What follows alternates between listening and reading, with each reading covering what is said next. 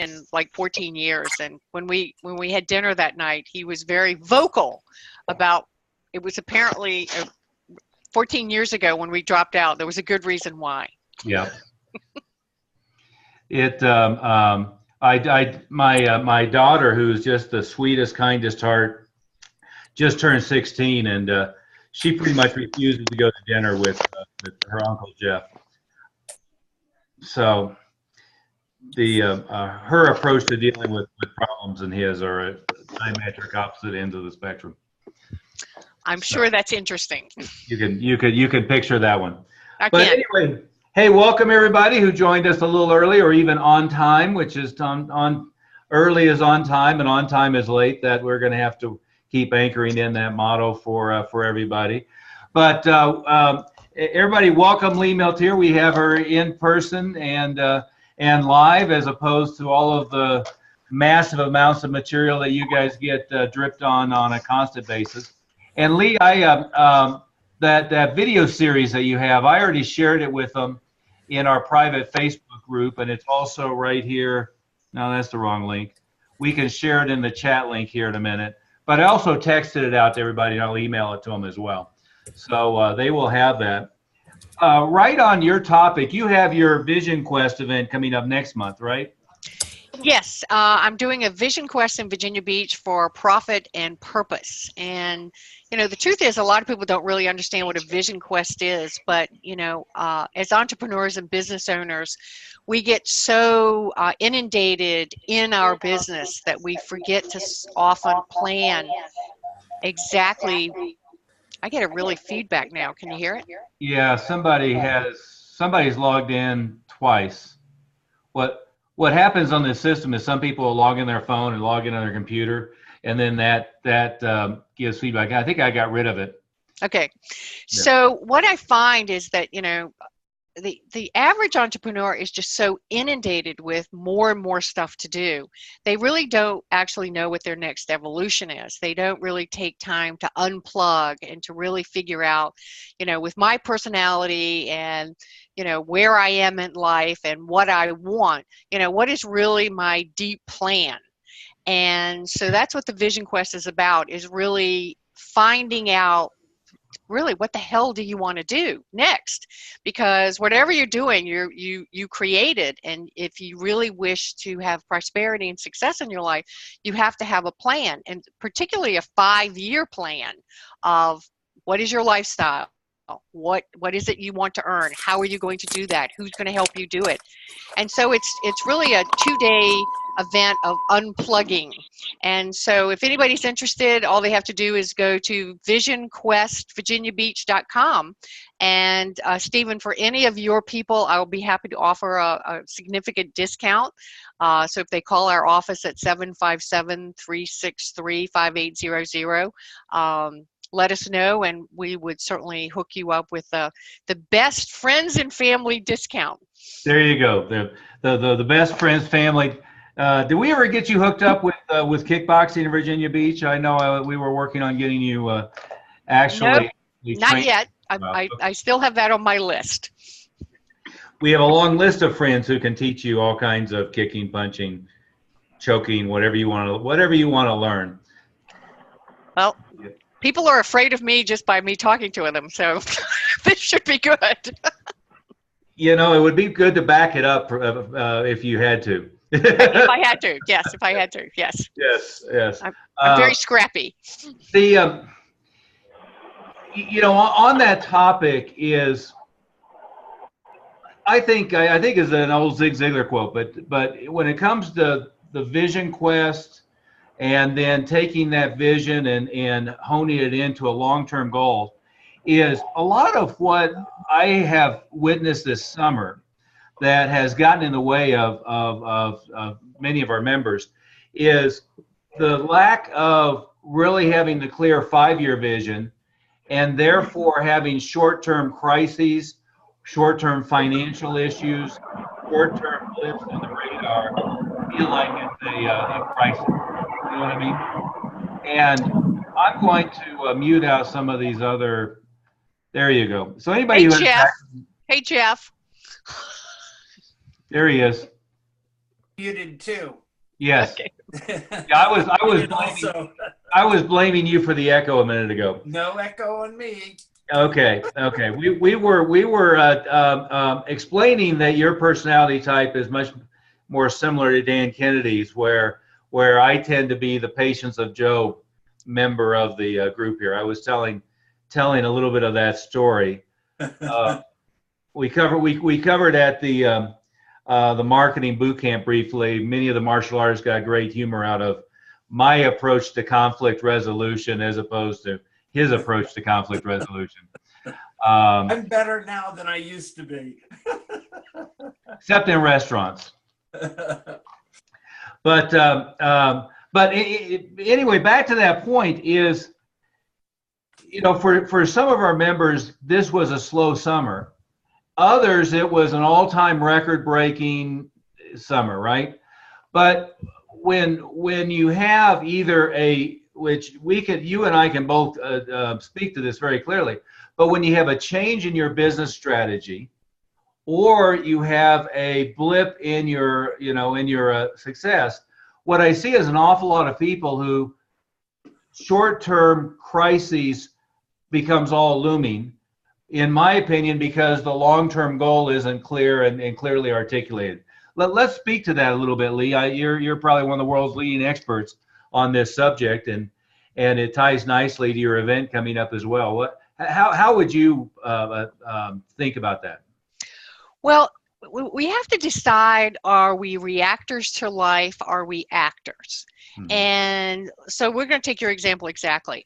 So let's say that some of your people this summer experience sort of a slower summer than they would like.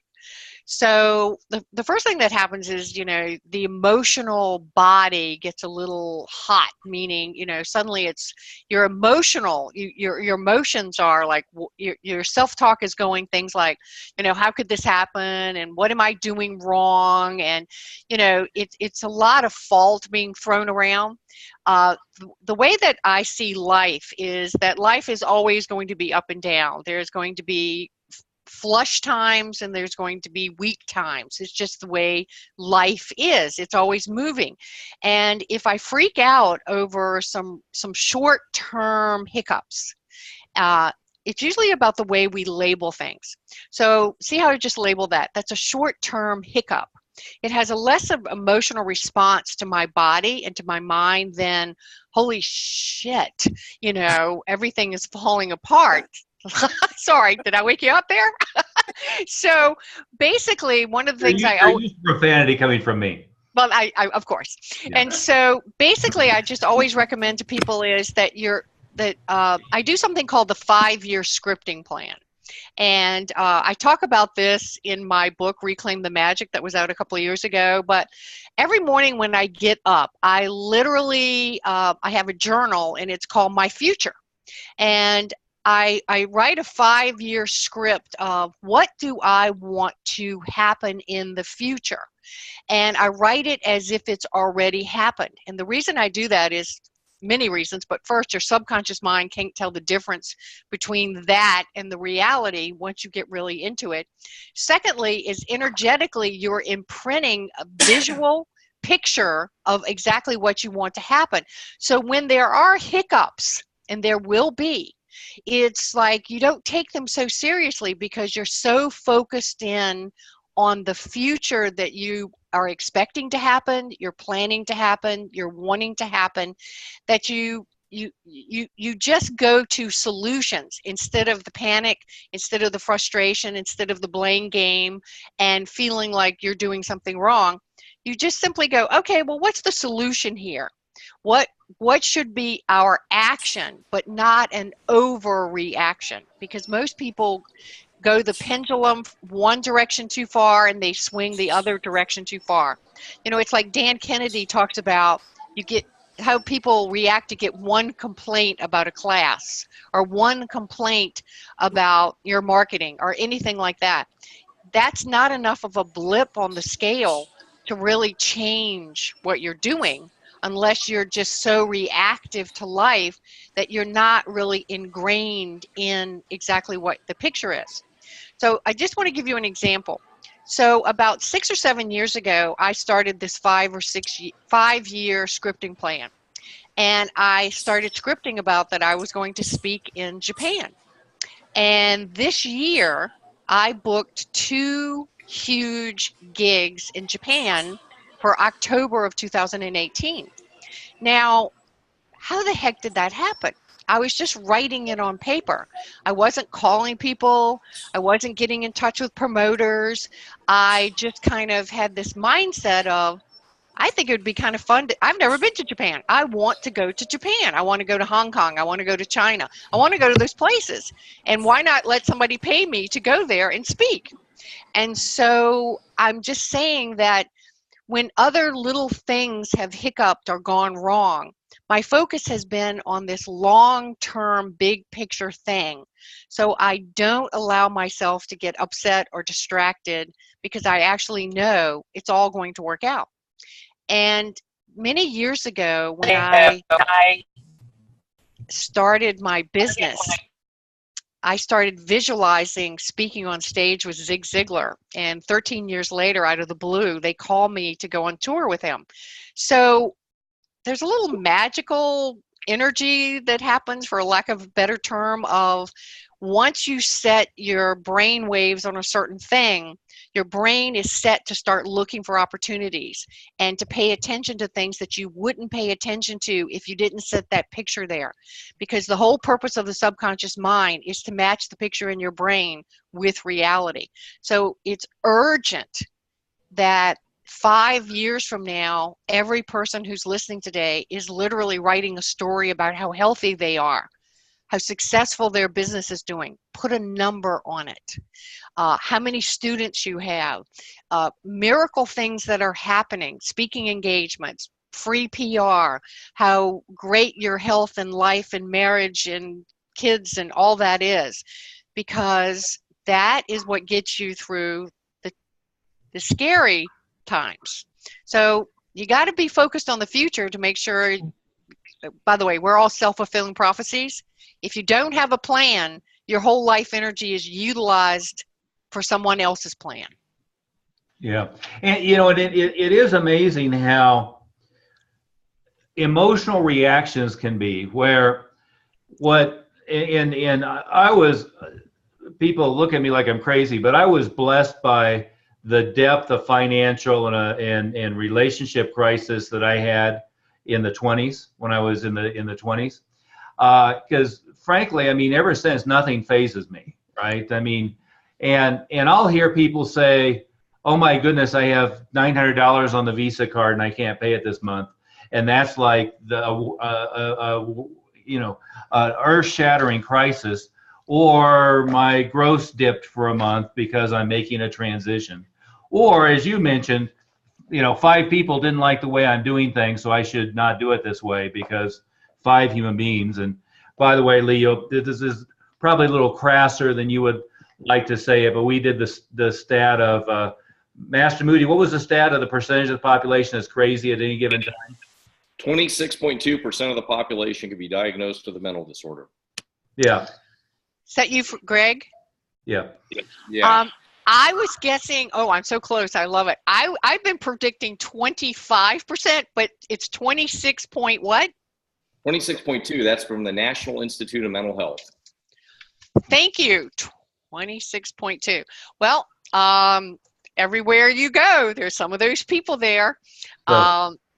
It's quite sobering. Not on the call. But not on the call, of course. Not on the call. No, so you're saying 1 out of 4, and so it doesn't seem like Lee and Master Oliver and I are crazy. So, Greg, I guess that falls on you. My daughter's opinion would put you in that category, Master Smith. But Yeah, I think we've already established the one in this group. But anyway. yeah, exactly. But That's the first sign of being crazy, is you don't know you're crazy. yeah, exactly. It is in the, in this world now of marketing on social media and so forth as well, it is amazing. The smaller the school that we have and the less experienced the school owner, the more reactive they are to some nutcase doing a bad review or posting something just crazy on their site. Lee, you know me well. What I do is I make copies of all the crazy comments, and then I send them out to my entire email list with commentary. So far Those from are your best, those are your best marketing tools. yeah. Well, I do think that people overreact to things way too much. I have this big sign, which I can't turn around. It's called the 24-hour rule. And it basically says, do not react to insane, stupid people for 24 hours. And so I get crazy stuff, and social media is just fraught with it. So I just don't react. And there's a book, if nobody's read this book, it's called The Four Agreements. It's a very famous book. And basically in the Four Agreements, I see a couple of people shaking their head here. Yes. The number one is don't take anything personally. And everybody likes to play backseat driver and tell everybody else how to do things. And most of that advice is useless because it's just their ego talking. It's just people who want to be seen and be acknowledged. And so I just ignore it. And I just find that most all of that stuff just goes away if you don't, if I don't engage by, giving back what they just gave. And secondly, if I just, pretty much just ignore, these people are crazy. Yeah. That's an appropriate stat. And you just said stupid and crazy. Some of the stupid ones are also crazy, and some of the crazy ones are very smart. They just don't know that they're insane. Yes. And so you've got to keep all of those perspectives in mind. In our case. And in the entire world, most people who are expressing an opinion have not also been financially successful. If they have been, they haven't been financially successful in our particular type of business. And it is just amazing. I always like Tom Hopkins' line of never take advice from somebody more screwed up than you are, right? Good one. I like Tommy. Yeah. But it is amazing how all of the failures want to express their opinion on how you should go about being successful. You've had many experiences with that one, Lee. How would you say that differently? Well, Dan always joking says to people, if you want to give me advice, show me your tax return. I'm not going to go that way because they're never going to do that. But what I've been doing of late is when people want to give me unsolicited, insane advice, I just say, thank you for sharing. Mm-hmm. That's it. I just say, thank you for sharing and move on. Because again, my job is not to engage with crazy people, not to engage their ego. See, and if anybody knows this, it's you guys, if you resist, there'll be resistance back. So when I find the crazies, I had a situation, I think you were in the audience at the time, I talked about this on stage once where I had just finished an event. This woman came up to me and she started trying to tell me she had been hiring speakers for 30 years and she had some tips for me. And there was like 25 people behind me and I was just answering questions. And I smiled at her and I said, well, that's very kind of you. If you'd like to send me that information, that's fine. But right now I need to, answer these questions. Well, she got very angry at me and she wrote me this horrible letter. And on the front of the letter was this jackass on the front of the letter, and it said somebody needs to bring the princess down. And so she wrote me the nastiest letter about how I wasn't open to her suggestion and all this stuff. And basically I said to her, I wrote her back and said, here's what I'd really like to do. You live in Baltimore. I'd like to come to Baltimore and kick your ass. Mm-hmm. We can teach you how to do that effectively, Lee. I'm sure you can. And I used that story in the next 2 years as part of my shtick on stage of, by the way, this woman did not have the ability to tell me after I've been on stage for over 20 years how to do this. She had just been someone who helped. She was an assistant to someone who hired speakers. She wasn't really that, but her ego got involved. And so ego is a very serious problem we have to deal with people. And so I have learned to discern who's talking here. Is it someone who really has something that I could learn? Is there some information that I could glean something from? Or is this person's just ego talking because they want to be superior? And if it's their ego, I just say, well, thank you for sharing. Mm-hmm. Yeah, absolutely, absolutely. You know, on the bigger topic isn't it amazing how much we put self-limiting beliefs on ourselves? We were just a few weeks ago. Many of the people on the meeting were there. A few weren't, but we were talking in a sales context, and one of the number one things I was explaining to everybody is don't do mind reading. Right? We hear that a lot. Oftentimes it's in context of pricing, but in many other cases as well. You know, people will say, well, people will think I'm crazy. They think, well, what they think is, and I don't know, maybe you're psychic, I'm not. I never know more than body language and what they actually say verbally, have a sense of what really is going on in their mind. Isn't it amazing how we create every objection for the other person in advance and then put into their mind what's going on as a failure mechanism? I think we're all guilty of that from time to time, that we are mind reading, and the truth is we're not capable of mind reading.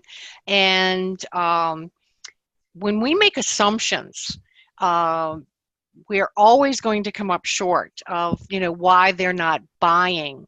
I have a very simple sales process. My process is I share information, and then basically I try to determine what their objections are, and like everybody else, overcome those objections, but not assume it's the money. When I ran Peak Performers for GKIC for 9 years, our fee for being in that was 12 grand. And, they were always very nervous about, oh, well, we used to charge 8 grand. So suddenly we bumped it up to 12 grand. People won't be able to afford that. That never made a difference in the number of people we had in the coaching group. When people want something, they are willing to pay for it. And our job is to really give them the reasons they want it. And not let them off the hook of here's their excuses for not wanting it. So when you have what I call almost off the books conversations with people about, what's the real reason that you're not, getting yourself involved in this? It's shocking how they'll really tell you. Mm-hmm. Instead of me guessing, I'm like, here's the truth. So if I'm like Millionaire Smarts or whatever I'm working on, I literally ask people, it's like, I really want to help you. I truly believe that this is going to be very beneficial for you. And from what you've told me your goals are, this would be beneficial. And for you now to say that you're not going to go through with this seems counterintuitive to me and not congruent. By the way, those two words are very important. Mm-hmm. Counterintuitive and not congruent. And it makes people explain where maybe they wouldn't have explained before if you're just using your normal sales process. Mm-hmm. Yeah. And maybe I stole it from Tom Hopkins years ago, but I've always used it just to clarify my thinking, right? And again, as a lead into this doesn't make any sense. So just to clarify my thinking, and then wherever you follow it from there. But that's exactly right. So in these short-term, as martial artists, and some of us have been or wanted to be fighters, I always think about it like it's and I've been self-employed now for what would it be, 34 years. And so if I think of it like it's a fight, if I have a 15-round fight or a 34-round fight, I'm not going to win every round, right? There's going to be some down years. There's going to be some good years. I've told people, well, what's your business career been like? I had, I lost 4 rounds. I won 30 of them. I mean, that's a pretty good success rate, right? But but so many times, and we have some maybe on the call right now. We have quite a few members in Houston who are dealing with some crisis right now, and of course, we've had various different types of natural disaster, but also external crises. How do you get yourself where instead of being emotionally fixed, you're able to see through that, go back to the long-term vision, and really focus on where you want to be, Lee? Well, I live in Virginia Beach, Virginia, and we have lots of hurricanes, nothing like Houston whatsoever, but I've lived through hurricanes that have almost destroyed my house. And what I really had to do was become non-emotional and just say, okay, here's the path before me. And these are the steps I must take. And it's only me. I've got to do this dance. So I find that once I remove the emotional aspect to it, and I love your description of 34 years, 4 kind of, didn't make the cut, so to speak, but the rest 30 you did. The worst experience I had was that my husband was murdered on Christmas Eve. And this was very hard for me, but after the initial shock, in about 6 months, I just had to pull myself together and go, I have to get my life together. I have to do the right things. I have to plan for myself. It's just me. And no matter how hard it is, how freaked out I am, how scared I am, I must be clear. So I must move my emotions out of this, and I must just put one foot in front of the other and do the right thing every day. And I'm a soldier. I'm a warrior. I mean, to you guys, I'm like nothing like a real warrior, but you guys are real warriors. But well, there's mental, there's physical. I'm a mental kick-ass warrior. And I've just learned when I get into really bad, when everything goes to hell, I must just calm down, focus on what I must achieve, and go for it, and just leave all emotions out of it. Because my emotions betray me. My emotions make me feel weak. My emotions make me feel out of control and afraid and scared. And I cannot make good decisions in that state of mind. I will make bad decisions. I will get in a worse hole. The old saying is, when you're in a hole, stop digging. Mm-hmm. So stop digging the hole deeper, and then just start. One of the things that helped me was just start getting into gratitude. Even though like my husband got killed, but there were still things to be grateful for. One, by the way, had I been home, I would have been killed because this was a house invasion. And so I was grateful that I wasn't there. I was grateful that I was young, that I had potential ahead of me, and that I would have a life. I just had to keep focusing on what was working for me. And it was the most horrible year of my life, but as you just said something, nothing phases me anymore, because I survived that murder, and I survived the worst year of my life of hardly being able to get out of bed. But what really got me going was I went to the library, because the library was like 2 blocks from me, and I lived in the library, and all I did was read. And I read things that just sparked my creativity and my desire. And I really started saying, I give myself permission to live. And so whatever you're experiencing, just give yourself permission. This too will pass. As trite as that sounds, this too shall pass. And then here's the great news. After this, nothing phases you. And so no matter what shit storm comes down my path, and there are plenty of them, I have such a reference of, hey, I survived that. I will be fine. And that self-talk of, I will be fine. Not only will I be fine, I will thrive. Yeah. Nothing can beat that own belief in yourself. And all of you people, like, I can see you. It's great to look at you. You got to realize that you're role models to so many people, that even if you're having a really difficult time, there are other people having difficult times, and they're looking to you often to feel that sense of there's hope, or if you can do it, I can do it. And I think we forget that. We forget what an impact that you have over the kids, and the way that you handle things and all their problems. You're leaving such an impression on people a different reference that you're leaders and you have to act like a leader. Yeah. You know, and you mentioned earlier our mutual friend Dan Kennedy. I was having this conversation with Dan one time, and you just hit it on the head. If you took the first half of what you said, you describe what every martial artist teaches a student on how to deal with a life-threatening situation, how to not freak out, how to get into the moment, how to deal with the adrenal stress, how to get perspective, and how to not be in fight or flight mode, but how to deal with it objectively and then fight if necessary and whatnot. What is interesting to me, and I think if everyone in our meeting here, with your experience, you put it into that context, what happens so many times is we don't then transfer that skill set to our businesses, right? Is when Dan and I were talking about discipline, and he was saying, well, most business owners don't have self-discipline. I say, well, we're talking about martial arts school owners. They have developed tremendous self-discipline in training themselves physically, oftentimes just haven't transferred that self-discipline to their business, right, to their career. And really, in dealing with crisis, it's very much like that. It's amazing where folks who could teach a student how to deal with a gang fight and how to deal with it mentally and emotionally and how to react and how to look at it and one thing or another, then when they have a minor crisis in their business, it's debilitating, right? It's taking that and having the ability to transition.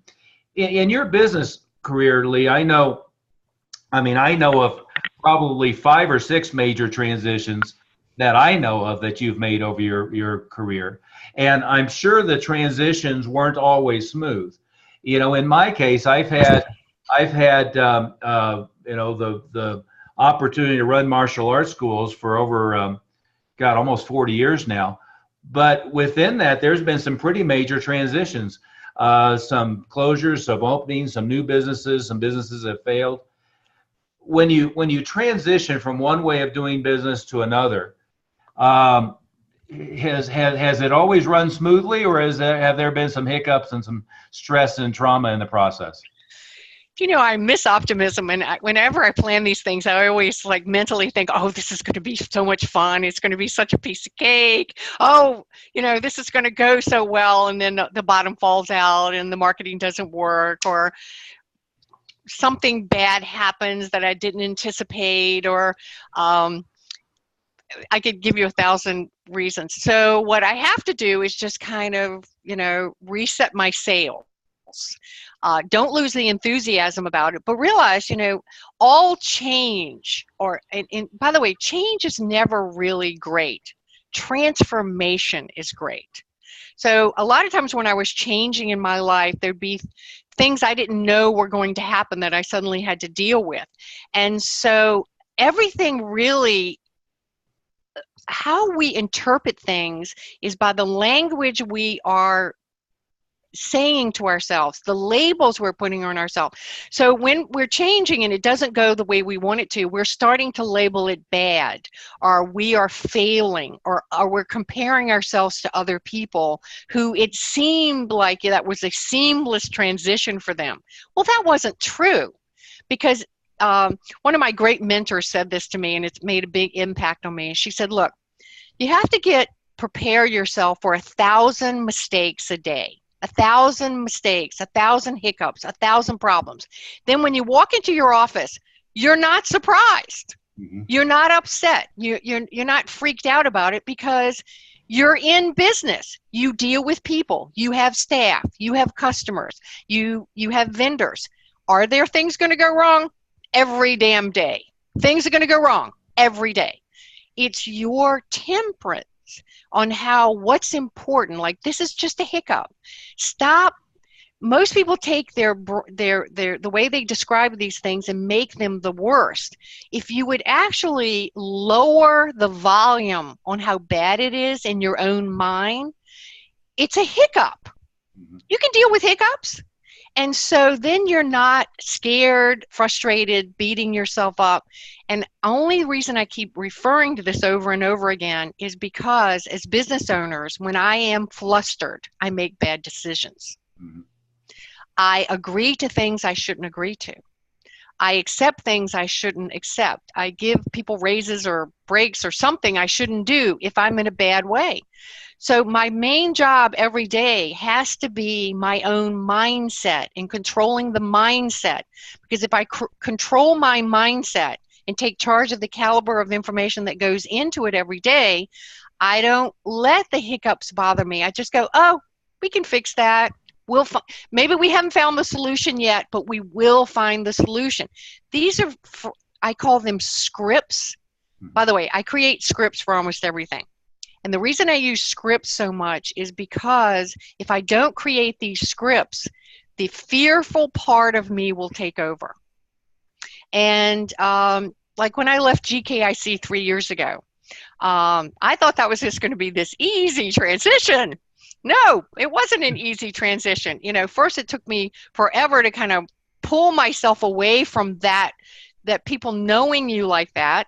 And I had forgotten, and I didn't take into consideration the fragmentation of the market today because of social media, because there's Instagram and there's Twitter and there's too much stuff. And at one time, I'm just adding more and more stuff to my plate. And after a while, I started realizing I'm spending time and money doing things that if I just stopped doing, I'd make more money. Mm-hmm. And go back to old school stuff. So like in the Vision Quest stuff, we did a little Facebook advertising. We did, you know, some online. But for the most part, I sent out postcards. It's taped up here. Wow, Direct Mail still works? Oh my God, yes. I advertised I beat them up terribly advertising. I negotiated till I was blue in the face about it, but I advertised locally. And for the money that I spent online, and now you actually get good results online, but you have a nice niche. When you're just trying to just broadly spend out there, social media stuff, you're getting clients who, frankly, don't have any money or crazy or, you know, not interested in your stuff. So just to have this huge list, unless they buy stuff, unless they're truly engaged with you, what is the point? Yeah. Well, we get great humor out of all the crazy. So going back to that point, though, is in those transition points and in those inflection points, is, you know, Master Smith and I, Jeff, are movie buffs, and one of my favorite lines, do you remember the movie For the Love of the Game? Yes. There is a great line in there, it's never quite the way you play it in your head. That's very true, yes. And I had said something like that to you one time. We were talking on the phone, and you said, I was just talking to a client, I told him he was shooting all over himself. So fear.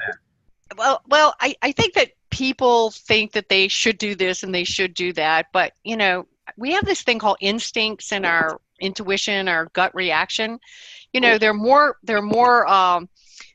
veins and stuff in your belly than any other place. It's your body giving you information. It's that instinct. I don't think. Very few people are not in touch with their instincts anymore because they're so distracted by social media and the 90,000 things. They're not in their body anymore, and so they're reacting to Joe so-and-so got all this results on Facebook, so I'm going to duplicate that.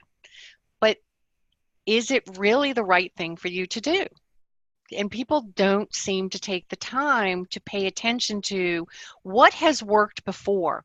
You know, one of the things I always ask myself when I do events is, what is the thing that got the most number of bodies in that room? Mm-hmm. And I just have to do a lot more of that instead of the 19,000. Like, I'm on Twitter. I don't understand Twitter. I don't understand who has time to watch Twitter. Does anybody else understand this? I don't get it, because I'm working. I'm actually producing stuff. I'm doing webinars. I'm doing television. I'm doing radio. I'm writing. I am speaking. I don't have time for all this unnecessary stuff. Yeah, and it clearly is the case in all businesses. You know, whether you want to consider it the 80-20 rule or just the distraction factor of all the new shining bells and whistles. But it is amazing how people can be busy being busy without doing the relatively small number of things that make a dramatic impact, right? Yes. And, you know, in our case, we only have three things to worry about. Are we keeping students a long time? Are they paying us enough? And are we getting enough new ones in the door, right? And so many times the easiest, cheapest thing of keeping them a long time, and the thing that doesn't require any additional time and effort of just put the pricing in the right place and keep inching it up in the right direction, those get lost out to the tweeting and all the other crap that goes on nowadays. It really is the quote that I liked of Steve Jobs was, he said, "What I'm most proud about with Apple is not what we've done, all the things we chose not to do." Right? You've heard when he took back over Apple after having been, you know, out on his own for years, is the first thing he did is he came into the executives and said, this product line of like 150 things we're doing, we're killing them all, and we're only going to do 4 things. We're going to do a personal desktop, we're going to do a personal laptop, a professional desktop, professional laptop, everything else is gone. And they all thought he was crazy, right? Because I think it was a $6-7 billion company at the time, and he was going to wipe out 99% of what they do. And certainly with martial arts schools, that has a tendency to be curriculum creep, program structure creep, but it also has a tendency to be paperwork creep. I mean, all these things that just waste time. Lee, it's amazing how fast these things go. Why don't we let any and everybody who wants to unmute and ask you any questions that you have. And for everybody's clarification, I wanted to spend another 15, 17 minutes with the lovely Lee MIlteer and focus on these subjects, and then we'll have about 30 minutes left to be on focused Q&A on some of the things that people have been asking over the weekend. Is that fair for your time, Lee? Sure, I have all the time you need. Well, wonderful. So I'm open for questions.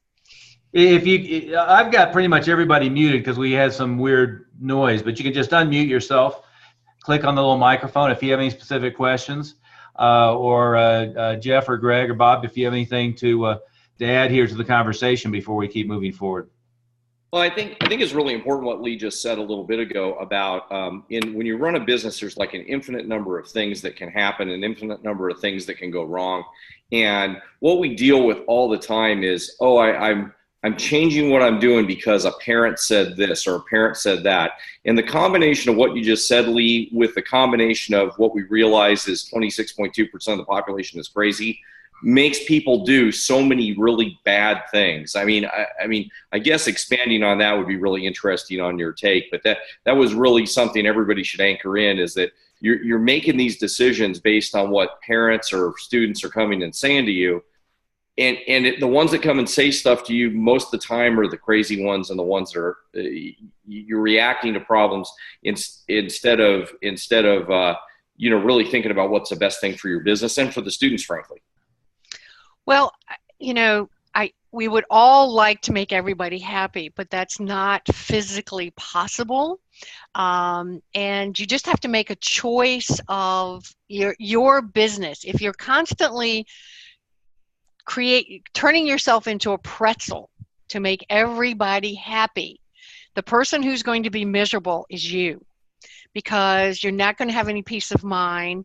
You're not going to have processes that you believe in, because the minute someone complains about something, like I've had Millionaire Smart now since 2004, and every blue moon, someone will make a suggestion about something that's like insane.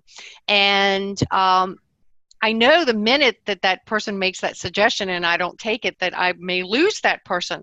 However, I have to look at the very big picture of my business and what I'm willing to do, what my staff can do, what we're capable of doing without changing everything to match one person's needs. So sometimes I have to let people go just for the betterment of my own thing. And I'm also, because I'm doing this vision quest in October, one of the things I'm doing myself is my own vision quest. And I'm really asking myself this question is, what do I want to do to make a living? How do I want to use my energy mentally, physically, emotionally, spiritually, and financially? And when do I stop being a puppet to everybody who's got a thought and an opinion and just really run my own race? And these are things I'm thinking to myself. And so I started I've got a plan starting in 2018, just like Steve Jobs cut out things. I'm cutting out stuff more than I'm putting in stuff, because there's a core group of things that always is profitable for me and fruitful and enjoyable.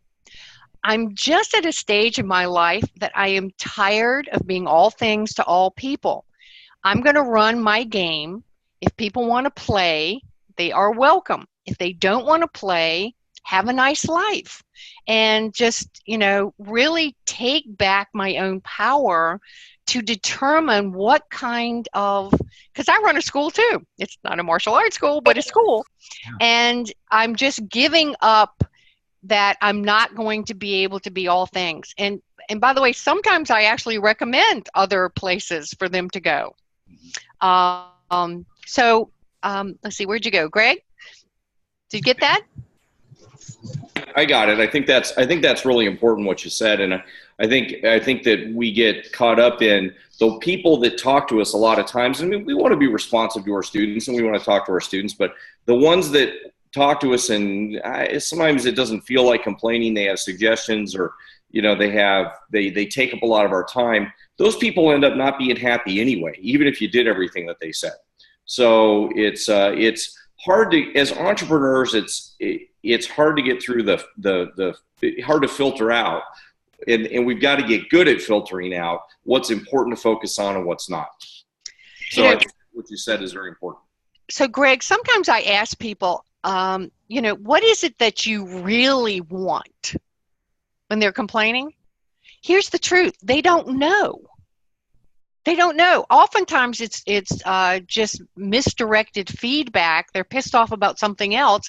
You happen to be in the way, and they're just going to give you the two barrels because they're frustrated about other things. Misdirected anger is what I was looking for. So, it's just this thing about listening to your gut. But on Facebook recently, I did a video. In fact, it'll be in my e-zine this week. It's called the 30-Day No Complaint Challenge. If all of you guys might want to consider doing that at your school, get the kids and the parents all involved. It's just 30 days of making a vow that you will not complain.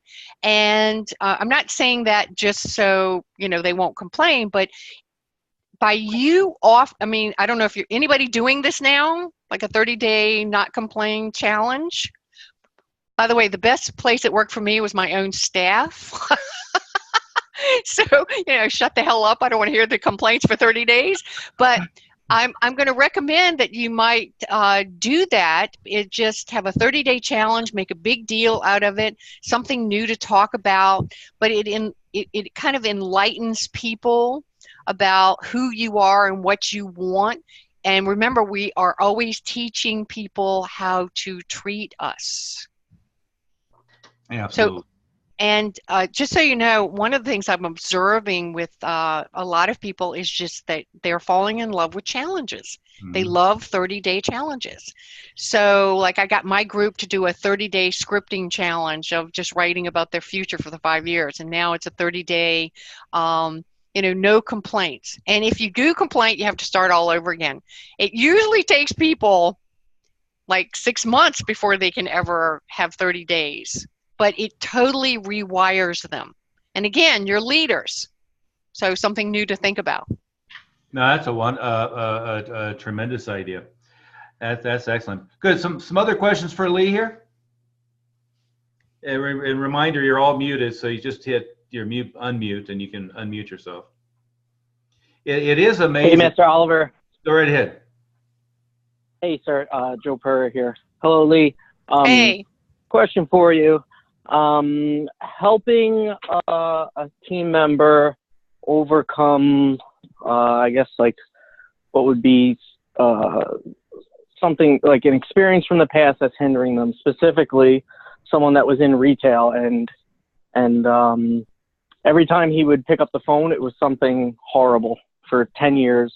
Every time he was answering the phone, it was someone yelling at him or someone upset or something like that.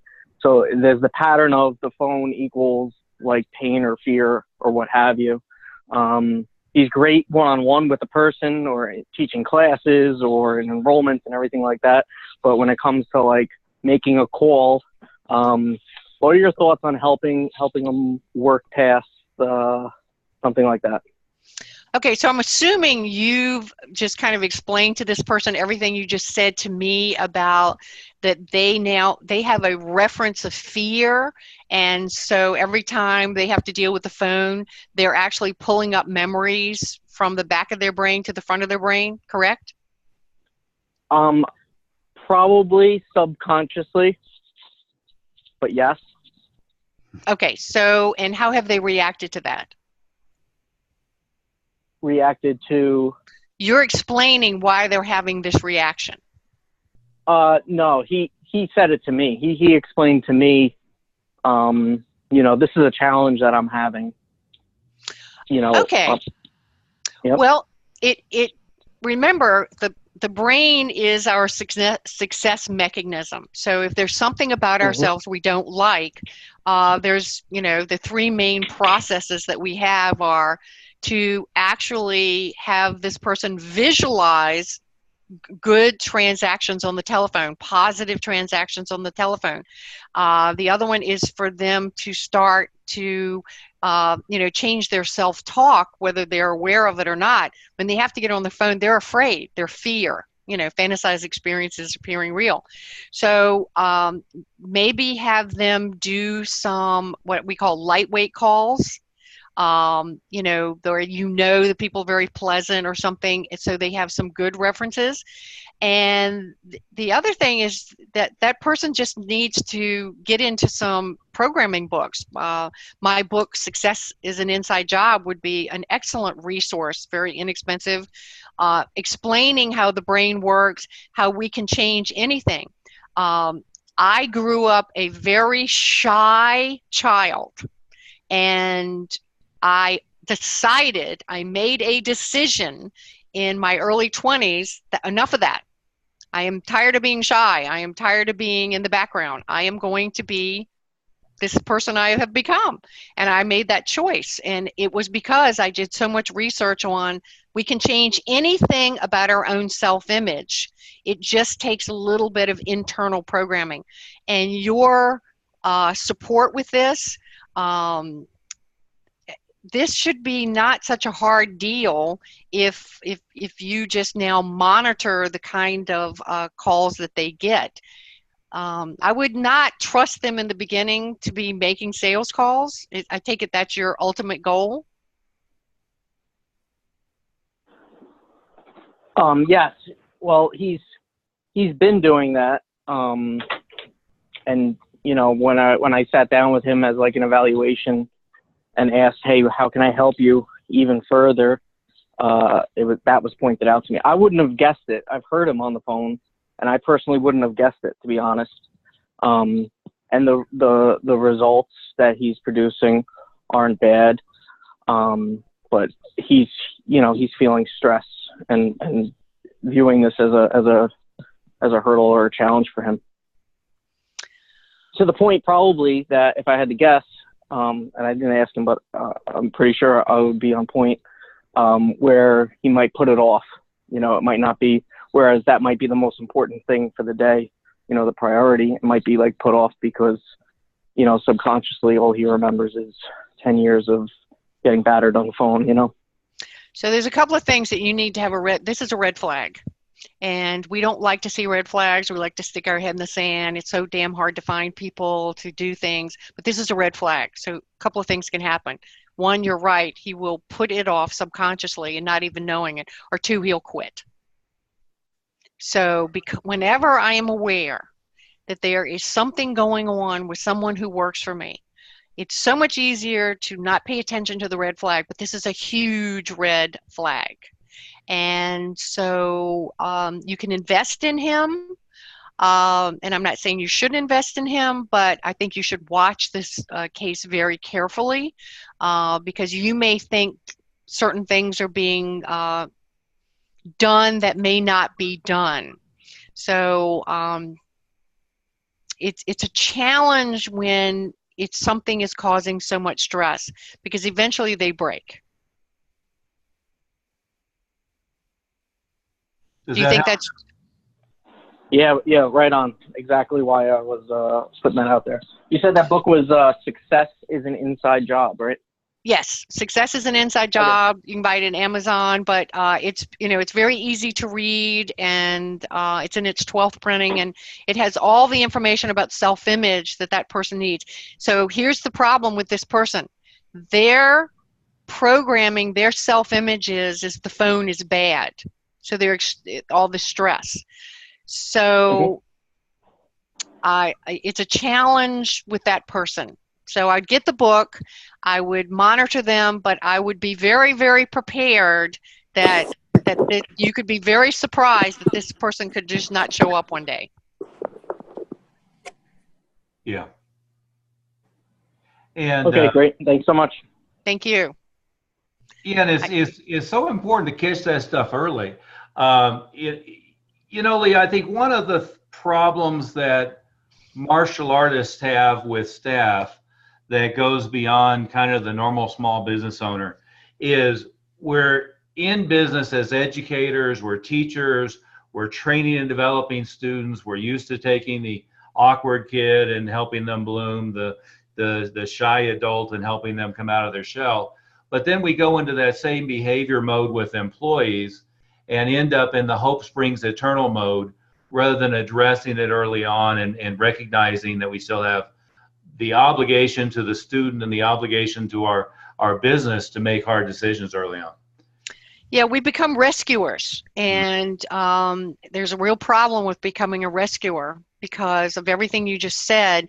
We cannot make that difference between like the people, that are paying us money that we're helping and then our staff. And when the staff becomes a drain on you, you got to realize you only have so much energy per day. And every single day, if your staff is sucking energy out of you, then they're sucking creativity and resourcefulness out of you. Look, I just replaced 2 people. And the reason I replaced them is that I could see the red flags were waving. There were problems with these people, even though 90% of what they did was good. That 10% where they were dropping the ball is only going to get worse. And so I have to be proactive. I have to be aggressive, not to let these people suck me dry. Because I'm a coach, they started treating me like a coach, wanting more information. And I no longer have the desire or energy to babysit and rescue people. There has to be team here. Together, everyone accomplishes more. Not Lee holds the whole team up. Mm-hmm. And then, I'm writing checks to you every week because I feel sorry for you. By the way, I've changed the way that I hire. I don't hire people who are desperate for a job. I don't hire people who are in financial problems. And I don't hire people who have 50,000 exceptions of when they can be there, that I'm having to mold and shape my life to fit their life. I'm over that. I've been doing it for too long. So I've become Attila the Hun at work. And guess what? They work better. They're nicer. They show up better on time because I'm not kissing their ass and changing their diapers. I'm over it. That was a great book, by the way. Ross Perot's favorite book, Leadership Secrets of Attila the Hun? I didn't know that. That's great. No. One of the famous stories was when GM absorbed EDS, and Ross Perot was now on the board. Is what made Leadership Secrets of Attila the Hun become a regular published book is Ross Perot loved it so much he bought it for every employee of General Motors, and his first falling out with the CEO of General Motors was over the Hun book. But it is a really good one. And Lee, that's where that type of thing that you were talking about a minute ago was some of the areas where I found the NLP training and background useful, because NLP does have a lot of technique-y type of tricks, but they are good for convincing people that they've put stuff behind them. And so there's a great book I like called Fine Tune Your Brain by Jeannie LeBourne, and there's another one, I think it's Change Your Brain for a Change, or something like that. But there's a couple of simple, anything by Bandler Grinder was not particularly readable, but there are some good NLP based books that are pretty good for that as well. Adam, you had a question for Lee. Yes, I'm good. I've suddenly lost all picture, but I can hear you, so that's all good. Well, we're right at the time I was gonna free up your time. We can still see you, but let's get Adam's question in before we shift directions here. Now, you said you own a school too. It's not a karate school, but a question. I quit taking 3- and 4-year-olds because it seems like every year the parents want to do more and more for these kids. Like, they want to come out there every time stuff. Like, it seems they're overparenting. Any tips for the parents who want to do everything for their kids? Because it seems I'm getting more and more of those type of parents. I think that it's important that you talk to them first from the level that they're at so that they can actually hear you. A lot of times we like to just give advice or give truth. But often, unless we pre-frame the people who are listening to us, if they have a preconceived thought in their head of, I have a 3- and 4-year-old and I want them to do all these things. Our society is fraught these days with people trying to make their children a better version of themselves. Is that true? Yes. So you might want to say something, and I'm just going to play here for a second, but say something to the effect of, dear Mr. and Mrs. Smith, first, it's very refreshing that you're, so into your child, and I think it's so fantastic. And I think your suggestion about having them, do blah, blah, blah is great. However, I'd like to remind you that at this young age, that if we overload them with, too many activities, we're not going to allow their natural abilities, their own imagination to thrive, or something like that, where you're just kind of reframing the entire conversation with them. And because you almost want to do this in a way that they have to agree with you, they can't not agree with you about, I'm sure you can't remember when you were 3 or 4, but if you're, our parents, allowed us to have outside time and time for imagination and time for play. And it's very important for the well-being of your child not to overload them and with too many activities, or that will be stilted, and that would affect their long-term success. Does that make sense? Mm-hmm. So, yeah. I mean, that's just some food for thought of, a way to approach it. I've just learned that when people approach me about things, their mind's pretty made up before they even talk to me. And my job is to get to open a different window in their brain to see the same situation, but from a different direction. And that's what you're really trying to do, is present this to them in a way that you're still trying to take care of their needs, but also, do the right thing. Yeah. All right. Thank you. Yeah. Thank you. Lee, I might add to that real quick, and be respectful of your time. We were going to shift gears right about here. We did have a question, though, and Adam, remind me to come back to that. What are the dates of the event you're doing in the Vision Quest event in Virginia Beach? It's this October 5th and 6th. It's a Thursday and Friday. I'm actually having this event at a conference center in a state park. So, and the reason I'm doing that versus a hotel, because I've been doing all in a hotel, is the whole point of a Vision Quest is to really take the time to understand what deep down inside of you that you want to do, that you've been holding back or not giving yourself permission to hear.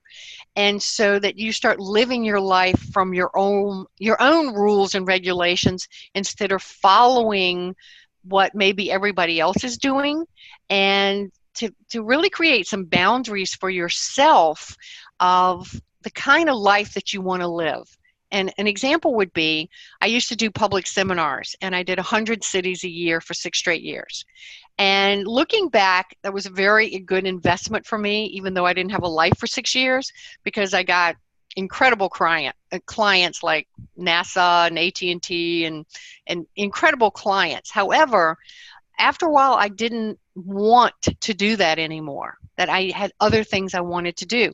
So I had to know when to say no.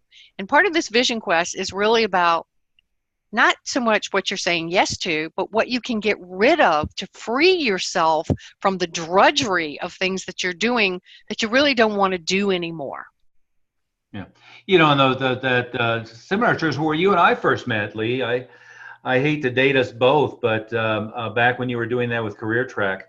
A couple of days ago. Yeah. You know, I was a self-development junkie, so anything that came out of Career Track, I bought. I remember showing you the audio cassettes that I had bought 30 some years ago, I guess it must be. Success Self-Programming. There you go. It sold 1 million copies. Oh wow! I never knew you sold that many copies of that. That's fantastic. That's right. I built a house with that thing. I love it. Hopefully not the one that got blown away by the hurricane. No, sadly not that one. But no, you know, everybody needs to be a little bit more prolific. You know, create things that you're passionate about and put it out there. I mean, just like us talking about doing the 30-day no complaint challenge.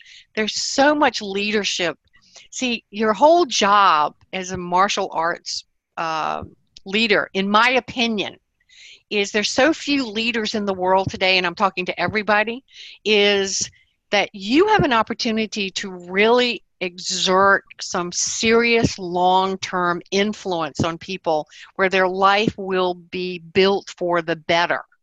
And this really takes a lot of dedication on your part, which means that you have to be clean.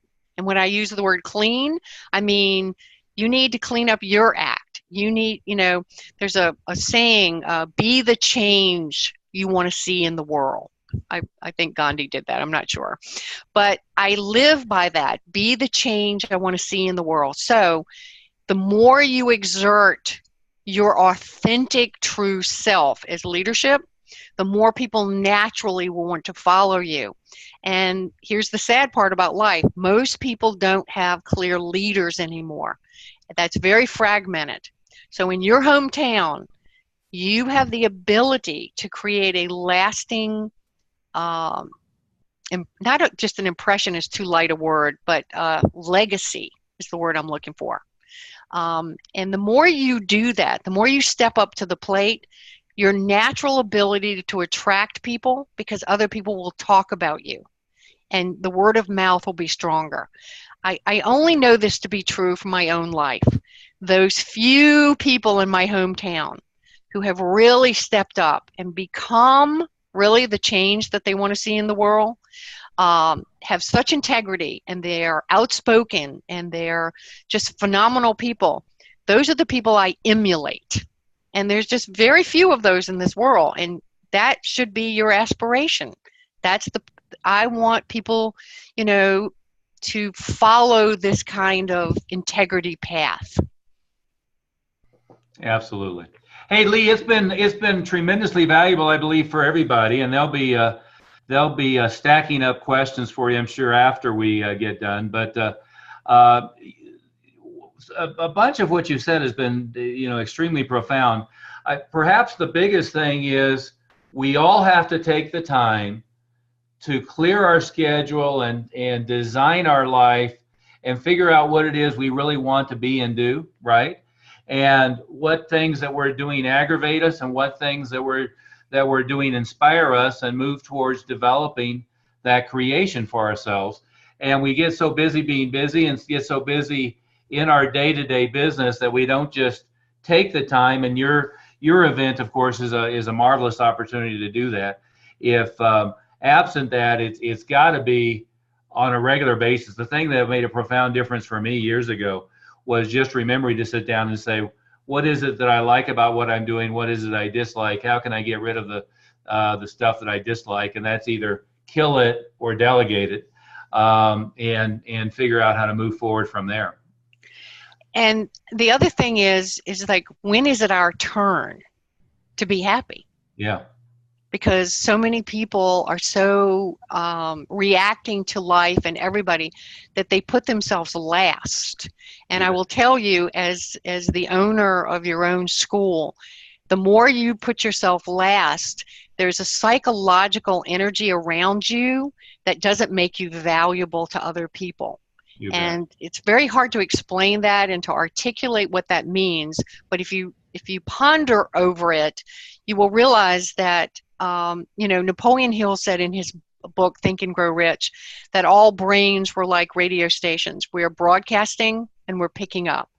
And as a martial arts school owner, if your brain is just bzzz, and you're not calm and happy and in peace, you're not the example of who they really want to be. Yeah. So you've got to be the person that they want to be, to emulate. And so if you're doing things that you're not that person, it's time for some self evaluation and some integration of what's important to yourself. So again, if anybody's interested, they can go to visionquestvirginiabeach.com, and if you call my office, we'll give you the friends and family discount. Very good. And we're going to post this in our little group and email it out to everybody as well. But thank you, Lee. It's been extremely valuable, and let's follow up later in the week and plot our mutual destinies. I would love that. Thank you so much, everybody. Bye-bye. Thank you. Thank you. Thanks, Lee. Really appreciate it. Thank you.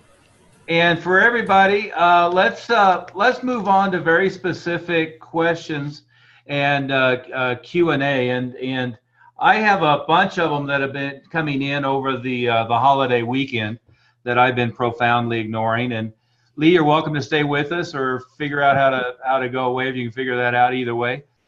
Bye-bye, everybody. I love Zoom. It's great to see you. It's so much fun to see everybody. And you have your names up there. Bye. Bye-bye. But let's start with any particular problems and issues. And Travis took, I don't see him still on here, but I had promised that we're going to do a special one of these meetings for anybody in Texas, or I guess Louisiana. I'm not sure we have any current clients in Louisiana who are having some challenges with all the hurricanes. And now it seems like we have to do everybody in Florida and the East Coast as well are getting ready to get hammered.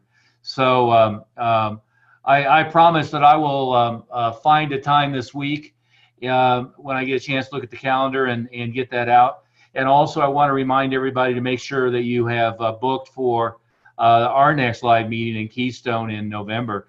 It's already September, so it's coming up much quicker than you expect. It's really 2 months out. Master Smith, Master Meeting, I'm gonna turn over general Q&A to you guys for about 2 minutes while I go get my dogs to shut up in the background here. Well, Master Oliver, I had something I wanted to share with you. Go ahead and do that. But I had something I wanted to share with the group that we're doing that we did for Katrina. and it was really successful. And I'm not a big fan of we'll run charity events and we'll help charities and do stuff, but our staff is so busy with all the things we got to do that I don't stress. I generally won't do stuff that we don't like shut down our operations, because we still got to pay rent and make our money and do things. And charity thing can be kind of a distraction. But what we did for Katrina, and we're going to do for Harvey too, is we put a thermometer up on the mirror and we said, we'll raise some money. We want to raise $5,000. And what we did is people want to make donations to Red Cross. That's great. And we just put it up on the board that they've made donations. But what we made happen is if they donate money, we'll match it towards new programs. And we ended up raising $5,000 last time we did this for Katrina in one school. We ended up doing a whole bunch of upgrades and a whole bunch of new business. So in other words, if they donate $250, we'll take that off their down payment, or we'll take that off of if they pay in full on a membership. They're not just getting $250 off of their current membership. It's worked really great. And I can post the flyer that we use for that. I can share the screen now, or I'll post it here. Let me pull it up. So anyway, I don't know if anybody has any questions about that, but if you guys want to do something to raise money, but it doesn't take, I hate to tell everybody go raise a bunch of money for something like this, because it can be a distraction from your business. But it was a way that we did that and actually generated a lot of income for the school. We raised a bunch of money. For Katrina, with the 8 schools that I had at the time, we raised $23,000, I think. But we did a ton of upgrades and a ton of business, and it was a big win-win for everybody. So I'll share that flyer here too, if people want to take advantage of that. Yeah, and I'm back. There's a number of ways to do that. One is now I'm going to mute and sneeze here. Yeah, thank you. But this is the flyer that we did, and they just make a donation, and we didn't want to handle any of the money, so they just write the check to American Red Cross, or they do it online, and we just give them credit towards an upgrade or a balance payoff or renewal. Yeah. So basically, we're not, it's up to $250, and it's a way that they get to, we're not making that $250, but essentially we're encouraging a whole bunch of upgrades and things, almost like we would do for a blitz. And it worked really well last time we did it. And I can post this. Yeah, no, that's great. Well, and you'll post that in the Facebook group. Yes. And I posted that. The flyer that we used for Japan, Katrina. Oh, yeah, that's great too. Those are great as well. Yeah, and these are two different purposes. One is internal, one is external, right? And yes, sir. An additional external version that we did was the printing the coupon books, and then encouraging the students, the black belts, one thing or another, to go sell the coupons.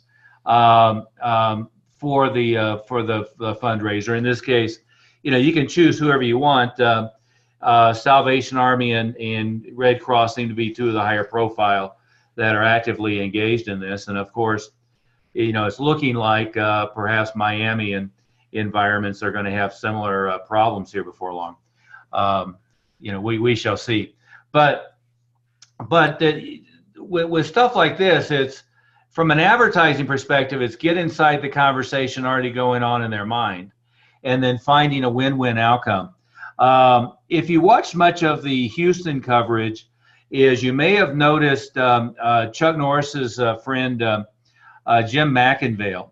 And Jim McIngvale, if you remember the movie Sidekicks, if you ever watched the movie, it was produced by Gallery Films, which is just gallery furniture, which is Jim McIngvale, aka Mattress Mac, in Houston. And if you watch much of the coverage, you're seeing a marvelous 2 examples of handling a crisis with good PR and an example of bad PR. If you've watched what was happening with Joel Osteen, regardless of the truth or falseness of the negative publicity, is they did a bad job of getting ahead of it and ended up getting a lot of bad publicity, earned or otherwise, I don't know. And if you look at Jim McIngvale got international publicity, and this isn't the first time, of his immediate response and open-armed way that he dealt with that. So they're very good lessons on a good way to handle publicity in situations like this, and a bad way to handle publicity in a situation like this. But from a fundraiser standpoint, what Master Moody just showed you is one avenue internally, and all of these can be done at once, by the way. The flyer that I posted, the charitable fundraiser flyer, is one that you could print 100,000 of them and get them distributed to public schools, private schools, on the box top of Pizza Hut, Domino's, et cetera, et cetera, et cetera. They could go out to every daycare. They could go out to major corporations. I mean, it's something that has a lot of usefulness. It's something that you could get, whoever the largest employer in your area, get them to distribute something like that to their employees. But it's getting inside the conversation that's going on in their mind and doing it in such a way that it is creating money flow for the charity, and at the same time that it's doing something productive for you. And I've heard occasionally somebody be antsy about that. And there's the right way and there's the wrong way to go about these things. Looking like you're profiteering from crisis is a bad thing, but being at the lead in helping to raise funds and be supportive of a crisis like that, even if there is a benefit to you in the back end. And again, take Jim McIngvale, who did it very well. He received millions of dollars in free publicity through that activity. I mean, and at the same time, I'm sure he incurred enormous cost. I mean, I don't know if you let 3,000 people into your showroom and have them sleeping on the new mattresses and one thing or another, you're going to have quite a bit of expense in getting it back up to par from all the mud dripped in and everything else. On the other hand, it certainly, from a personal standpoint, was a wonderful thing to do, and from a business standpoint, it'll return to him in multifolds. But I wanted to make sure we got all Q&A handled, and there's some in the Facebook group here. But anything that somebody has operationally first, feel free to just jump in there. Otherwise, I wanted to answer directly some of these questions we've had recently. No? You know, everybody must be a little punchy after coming off a holiday weekend here. They also could be muted. Yeah, make sure you just unmute yourself. So Randy's got a message he chatted in here. Randy, go ahead, Randy. You have to unmute me. You're unmuted. We can hear you. Can you hear me? Yep. All right. See me almost well? All right. So the big question is, everybody's putting stuff out, examples of what this paper looks like, what that paper looks like on Facebook. But unless I'm going to sit down with a pad and a pen and reverse engineer it, which is slow and tedious, which is what I've been doing, how do I just get access to these pieces of papers so I can modify them for the studio?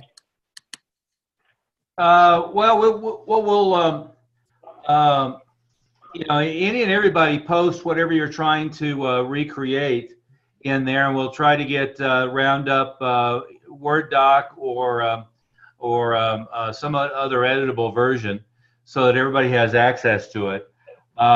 We have, I don't know, thousands of different forms and stuff that's in the archive, and some of this stuff we may not have immediate access to it.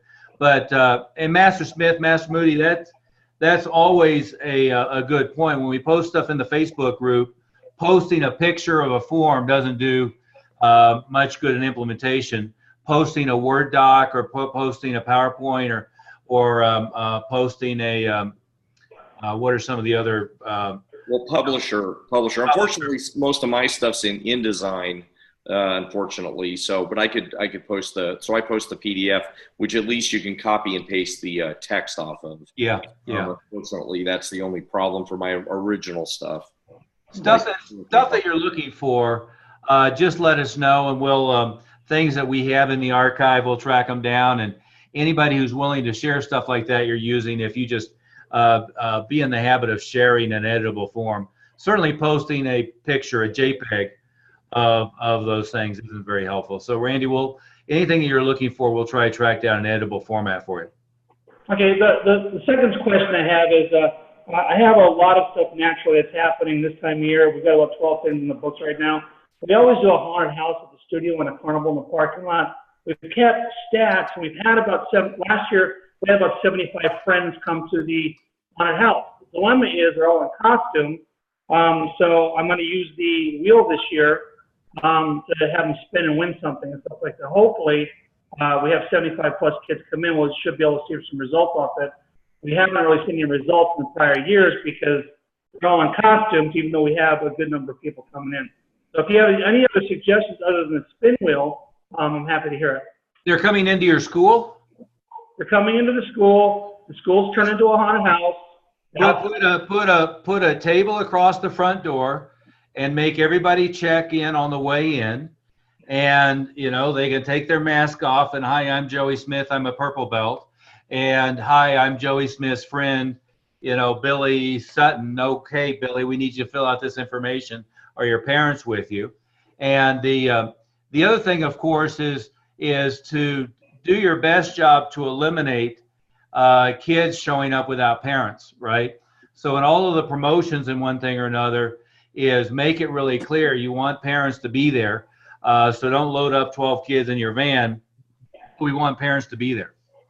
The other thing, Master Oliver, that really helps, I know we have a Halloween party every year, and it's a costume party. And it is one of our biggest buddy referrals of the year. More people like to bring friends to that type of event. What we have been doing is they can invite their friends. Their friends just have to have their parents fill out a permission slip. And that permission slip needs to be turned in so we know how many people are coming so we can prepare. We do a potluck dinner thing, so everybody brings a dish and we sign everybody up. But the excuse for having the slip in advance is so we can make sure we have enough space and food for everybody. But of course, for us, it also gives us a chance then to contact them and schedule them for their 2-week free trial that they're going to win or get from participating at the event. Yep, but the key thing I think probably that happened in years past is when you did it and they showed up and their parents were there, you didn't do something to set an appointment. I mean, I think that, or even know who was there. Well, that too, but I mean, you've got a key. The key thing with any of these things is make sure that you get the information and set the appointment. No matter whatever the event is, whatever the thing is, when there's people there and preferably they've got their parents there, get the information and set the appointment. So that's got to be the mantra no matter what. What Master Oliver said is exactly right, though. Make sure that it's really clear ahead of time that, for safety and liability purposes, of course, we need to make sure that, any people you bring, their parents come. Mm-hmm. Yeah. And they're going to fill out the waiver before they're allowed into the school. Right. I mean, even when you do the bouncy house thing at the mall, you're required to do that. I mean, it's not like it's a big deal. Okay. Yeah, you should never feel oppressed by that. No. And Randy's video locked up. Randy, you still there? I'm still here. Yeah. So just block off the entrance and don't let anybody into your school if you don't know who's walking in. And if they're a student, great. You know who attended. And if they're not a student, get information ahead of time, but then make an appointment for a follow-up class on the way in. And Randy, another thing that we do for the party is we have a sign-up sheet, and every student who comes, we have to have their name on the list to know who's coming. We do a potluck dinner, and we have one that is for main course, one's for dessert, and then we take care of all the drinks. And then based on the amount of food and the amount of people coming, we'll fill in for the extra food. but it's a way of just having a sign-up sheet to know who's going to be there. And then as they come in, we have somebody at the front door checking them off just to make sure that everybody is accounted for. Yeah. And does that help, Randy? Yeah, thank you. You bet, you bet. Does anybody else have any immediate questions, or should I get to the ones that were posted? Go ahead, Adam. Hey, sir, how's it going? Today was the first day of school in my area. I got about 40 leads over the weekend, 14 scheduled appointments. But should I call them tomorrow because they're probably stressed out from back to school day? No, I should call them today. Okay. I should have called them yesterday. Yes. I got 2 intros from today, coming from yesterday. Okay. Okay. The no, I mean, Adam, that was again one of those mind reading type of situations. Are they stressed out today? Who knows? Maybe they're elated and relaxed. Maybe they're maybe you're a week late, to tell you the truth. Go back to your other question with Lee was still here, because I meant to address that. An awful lot of the types of problems that you can end up with students is because of failure to educate them the way that your school works on the way in the door, right? And what we have a tendency to do is try to soft sell things early on, hoping to get the credit card and the contract signed, rather than just be an effective educator and really educate them on all the different ways that the program works and how it evolves. And if you get really good at honestly and clearly and directly educating them on how the program works, and some of that education is, in the intro process and through the enrollment, some of that is in the folder and all the things that you do in the 3rd, 4th, 5th lesson. But if you're direct with them, clear, if it's in writing, that sets their expectation of what's going on. And then a lot of these other things don't become a problem later on. Does that make sense? Yes, sir. So I always go back to when you have parents who are pulling you in different directions. And again, I mean, I'm not talking about solves all the problems, but most of it is about educating them early on and then getting them at the same time to see the value of what you're doing relative to all this other crap. Does that make sense? Yes, sir. So I would err towards get better and better and better at educating them early on to get them to perceive the way your program works better. Yes, sir. Thanks, sir. You bet. But anyway, any other questions? There's a bunch of them on the Facebook group. I wanted to address a few, and we're a little over our time limit anyway. But hopefully you guys found having Lee with us live is valuable. Do you guys enjoy having Lee? Yeah. Let me address a couple of quick questions that were on Facebook. I don't see Lance here. Lance had one, but let me hit a couple pretty easily. Will Caldwell had one, and he was basically asking about, he read Buzz Durkin's book, and it's very good.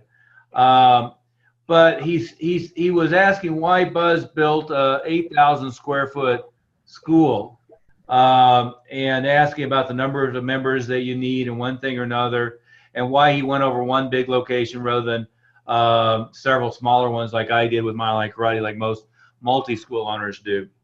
And the answer is very simple and straightforward. It's a lifestyle, personal, ego, quality of what you want to do question.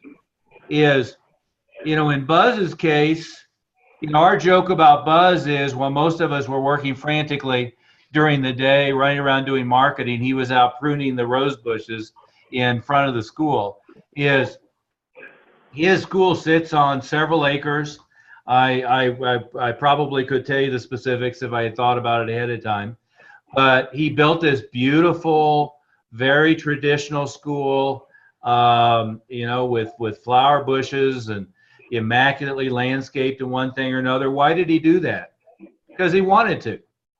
Was there business logic to the big facility, one thing or another? Well, part of it is you know, he made double, triple, quadruple payments on the mortgage. He owns the building outright. He has no mortgage. If in retirement he wanted to sell the building, relocate the school or one thing or another, he has equity. But really it was more, it's something he always wanted, so he did it, right? Is if you're, maybe said differently, I never have emotional attachment to property, especially retail property. And I never have particular emotional attachment to anything other than, is this the right demographics, the right exposure, one thing or another. Single school operators oftentimes look at it differently. And I've had, you know, good friends who have schools where they built an apartment for themselves in the school. They, you know, they have a garage door in the background. They can pull their Mercedes in and have a little area for their car. I mean, they've done all kinds of stuff like that. Is there business logic to that stuff? No, but the reason you do things like that is you wanted to, right? I mean, you're going to spend the money somewhere. So if that's what you want to do, you do that. Now, from a square footage standpoint, you know, the formula of 7 square foot per active student. So 2,100 square feet is good for 300 students. 4,200 square feet is good for 600 students. That holds up just fine. When you see facilities that people have rented or built that are beyond that, it's for ego needs, it's for personal gratification, it's for self-fulfillment. It's not because there's a business logic to it necessarily. When there is a business logic, it's somebody built a 12,000 square foot building and they rented out 8,000 square foot and they kept 4,000 square foot for the school. I mean, that's a different type of conversation. So what you do want to do is when you build the cathedral or the Taj Mahal, you want to do it knowing that you're doing it for your own ego gratification, for your own personal needs. You're not doing it because the business needs it. Does that make sense to everybody? And again, I mean, look at a business like Starbucks. You'll see, you know, in Times Square, they have a huge location, but the one behind my house, you can barely have 10 people in. Well, there's a reason for that. Then in Times Square, you know, that's the #1 grossing location in the world, I believe, certainly in North America. They need that square footage. They need to have 3 or 4 different check lines, everything else, because of volume. But don't build it if it doesn't make sense otherwise. Hopefully that answers the question. I don't see Will on the meeting at this point.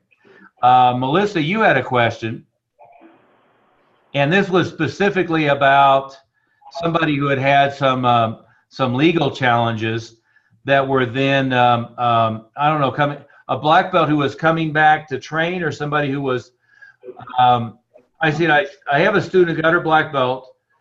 She was in the process of working with her to show her how to run her own school. Hadn't seen her in a few months, and then found out in the newspaper she had been picked up on drug charges, and then texted you about coming back. Well, 2 things in the question, Melissa, maybe you can answer it. Texted you about coming back as a student or coming back as somebody who you were going to hire or develop as a school owner? 2 very different questions, right? And then number 2 is the picked up on drug charges. The question is always, you know, we are in a country where you're innocent until proven guilty. So I always have the question of, is this something they did or is this something they're accused of doing? And oftentimes there's 2 different answers. Does that make sense to everybody? And I answered that one on the Facebook group with almost those same exact words. So if they look at that, that'll give her even a little more detail, because you know, you never know how that whole thing went down, whether she was with somebody that was in a car, that somebody had something in there. And, you know, so there is gray area there. You just want to make sure it's all clear. Yeah, and there's a big difference between somebody is training as a student versus they're an employee of yours versus you're facilitating them owning and operating their own school, right? And what you're willing to overlook or help somebody move past as an employee is different than what you're willing to overcome or look past if you're allowing somebody to be a student. And of course, there's the middle area of somebody being a student but being a black belt and being in a leadership role. That has a higher standard than being a student. So, you do have to take that into account. In general, we have become a society where the accusation is the same as the conviction. And in social media certainly exacerbates that. We've come a society where rumor equals fact and where fake news abounds in all areas. So you do have to be careful to not judge people based upon anything but what really is the truth. And at the same time, you've got to be eternally aware of how it's going to be viewed by the students, prospective students, and so forth. Does that make sense to everybody?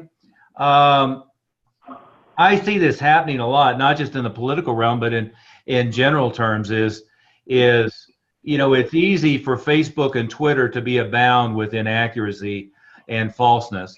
And it's quite, and I have no faith in journalists either, by the way. It's quite possible for there to be an article in the newspaper that bears no semblance to reality. And that's not just the national political stage. That's all the way down to a local news story is, don't take news as being real. So I would sit down and have the conversation. Now, I'd be very antsy and concerned about this being somebody who's an employee. I've always had a no drug policy, period, for employees. I'm be happy to do drug testing on them. I discovered an instructor who had a picture of him from his vacation with a bong on Facebook. I'm adamant about watching what they're posting on social media. There's no such thing as private versus their employment situation in the area of social media. They have to know that anything they post on Twitter, Snapchat, Facebook, etc., is public. I can't have somebody who's, if they're on Facebook with a bottle of liquor in their hand, I've got a problem with that. So, you've got to be eternally vigilant. You've got to be hard-nosed, and on the same time, you've got to have an innocent until proven guilty mindset with the way that you evaluate people. It's a tough call. Any other questions? There's a ton of them on Facebook, but I mean, we've gone pretty long already. Anybody have any other questions before we call it a day? No? Well, I will tell you, we're in primest to prime time. In almost all areas, school's back in session. September is big time. Adam, go ahead. I got two fast questions. One is I'm doing Schedule 1, so I'm downloading it today. Is there a code that you get credit for or no? Like a referral code? I don't think so. Maybe. I mean, we may have an affiliate of some sort. It's not enough for me to spend any time trying to look it up. I don't think so. So I wouldn't worry about it. The main thing, Adam, is spend a little bit of time looking at the settings. If you need some help with that, we could have Merrick or Bob walk you through it. They know it better than I do. But you do have to turn on doing the text messaging, and you want to define what the messages are on the emails that go out, not let it just be the standard stuff. And I would recommend you drive them back to, some videos and stuff to look at before they come in. Okay, one more last question. I'm doing a promotion, either $19.99 for 2 weeks, donate all the money to school, or should I donate $29.99, donate all to school? Or back to school special? I didn't understand the question. Well, I'm doing an ad, sign up 2 week special, $19.99 or $29.99, and we'll donate that money back to your school. Any tips or no? Just to get a good careers to schools. Yeah, I think you got to be careful not to mix apples and oranges. Is when it's the charitable fundraiser type of flyer. So I'm raising money for XYZ Elementary. I want that to be flyers that go out to the kids at XYZ Elementary. Okay. I'm not going to be buying ads on Facebook and buying ads in the magazine and sending direct mail out to my list necessarily with that offer. Okay. Right? Now I might make an exception to something like the Houston deal because it's big and bold and in everybody's mind. But usually what I'm doing on a charitable fundraiser type of thing is to have the excuse for them to distribute the information for me and to have it be where I'm partnering with Pizza Hut and so forth. In other words, I'm not also buying the media, right? Okay. If I'm having to buy advertising and, do the printing and providing the thing, I'd rather have the $29 to help defray some of the cost than necessarily. Now, that doesn't, in many cases here, we have people who have lots of financial abundance now. That's fine. Give to charity wherever you are compelled to do it and is productive to do that. But I wouldn't mix those two ideas too much. Thank you, sir. You're very welcome. Any last question for anybody live before we head off? No? Well, thank you to Lee MIlteer in her absence, and thank you, Master Smith. And reminder, I'm going to schedule something for the people affected in Houston and whatnot who are dealing with some crisis right now. I don't believe any of our members actually had damage to home or school, but there's enough trauma in that area that there's a lot of students that are having trauma. There's financial impact in a lot of other ways. So I've been in touch back and forth with Lead MMA and with Team Took. And I want to touch base with them. And I don't know if Ram and any of our other Texans were in the path enough or not. But have a great day, guys. And don't forget Breckenridge. Thank you. Thank you. Okay.